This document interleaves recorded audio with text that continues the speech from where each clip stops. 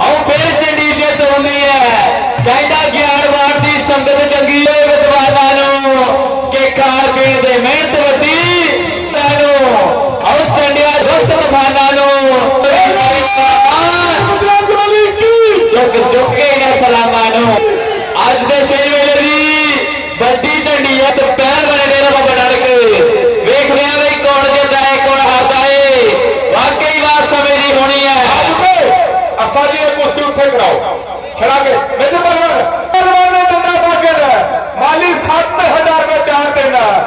last कुश्ती शुरू कर दो वाह भाई वाह कहंदा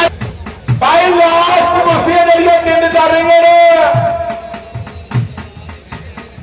वाह भाई वाह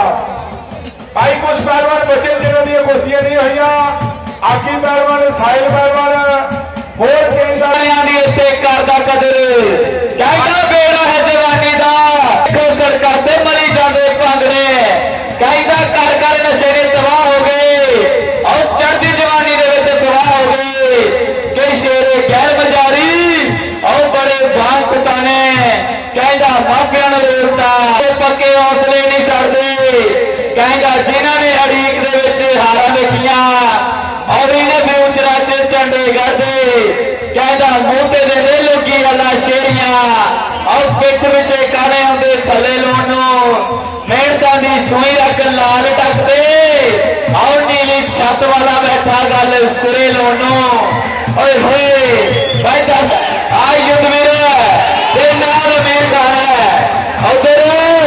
इधरले पासे समेता ते नाल बेटे दलवना नाल और मेजर तेरे बाबा नानक वाला अनिल पहलवान ने भी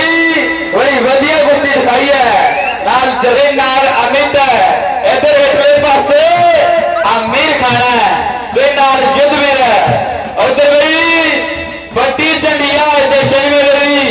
इधरले पासे समित पहलवान है ते नाल मेजर पहलवान है डेरा बाबा नानक मेहनत कर कर मसल बनाए यो पत्थर ते दुध बिना ते एवें मुकाबले चल रहे ने मैदान दे विच नाल समित पहलवान है वेखदा भी कौन जितदा है